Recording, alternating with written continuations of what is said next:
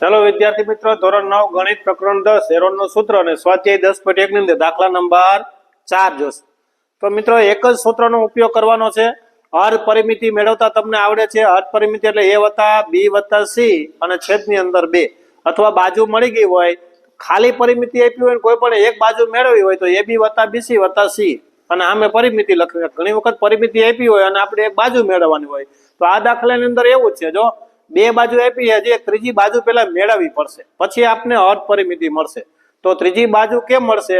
તો ત્રીજી બાજુ ત્યારે જ મળે કે પરિમિતિ કુલ પરિમિતિ આપને આપી દીધી હોય। જો ત્રિકોણની પરિમિતિ છે એટલે કે આખે આખા ત્રિકોણની પરિમિતિ આપને આપેલી છે અને એક આપણે ત્રીજી બાજુ મેળવી છે। તો કઈ રીતના મળશે? તો કે આપણે એ ઓને રાખીએ કે ભાઈ a બરાબર 18 આપ્યું છે, હાલો b બરાબર આપને આપ્યું છે 10 અને c બરાબર આપને ખબર નથી એટલે કે ત્રીજી બાજુ ખબર નથી। બે બાજુ આપી છે પણ ત્રીજી બાજુ ખબર નથી પણ એ માટે પરિમિતિ આપને આપી છે।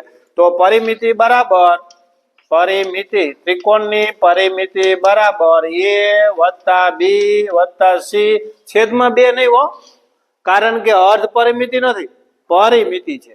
તો a + b એટલે કે ab + bc + c ab + bc + c એટલે કે a + b + c।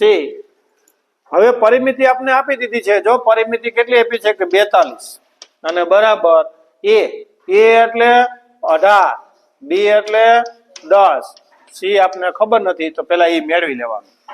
તો અહીંયા 42 એમનામ બરાબર 18 + 10 એટલે 28 અને વત્તા c। હવે આ જમણી બાજુ છે આ ડાબી બાજુ છે, સ્થાન બદલે નિશાની બદલે જમણી બાજુથી ડાબી બાજુ આવશે તો આ પ્લસ c માઈનસ થઈ જશે।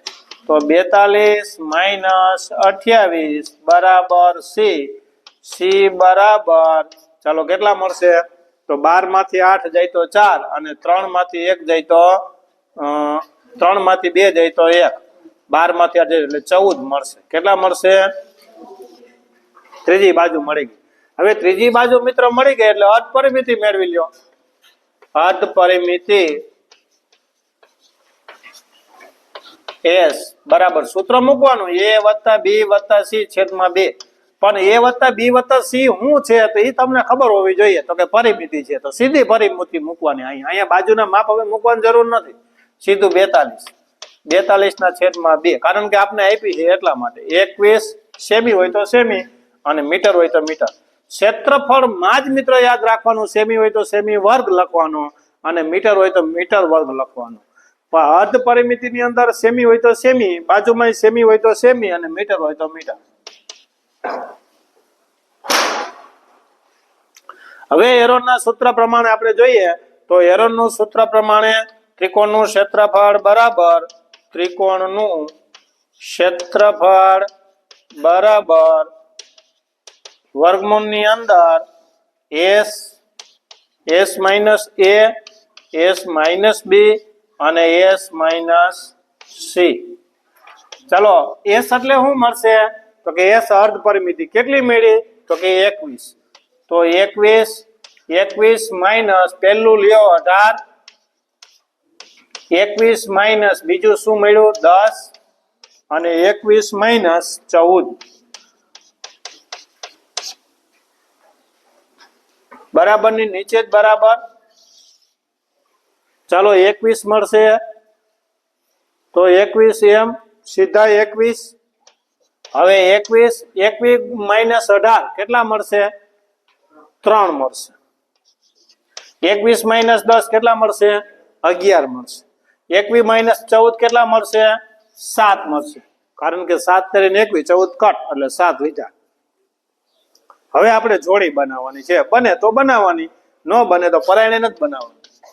અહીંયા 7 તેરી 21 થાય 3 7 અને 3 ગુણ્યા 11 અવિભાજ્ય સંખ્યા છે એટલે ન પડે। હવે જો 3 ની બની ગઈ ને 7 ની બની ગઈ એટલે એ બહાર લઈ જ લેવાના। હવે વર્ગ અને વર્ગમૂળ કરવાની જરૂર છે નહીં। હવે તમને ઓટોમેટિક ખબર હોય છે ભાઈ આ જોડી છે એટલે એક ઈ નીકળશે તો એક 7 નીકળશે, એક 3 નીકળશે, એક 7 નીકળ્યું, એક 3 નીકળ્યું। હવે શું વધ્યું? ખાલી 11 તો એને 11 ને પૂરી દો અંદર એટલે 7 તેરીને 21। તો એ લખવું પડે ત્રિકોણનું ક્ષેત્રફળ બરાબર ત્રિકોણનું ક્ષેત્રફળ બરાબર ત્રિકોણનું ક્ષેત્રફળ બરાબર 7 તેરીને 21 વર્ગમૂળ ની અંદર 11 સેમી વર્ગ છે અથવા મળશે।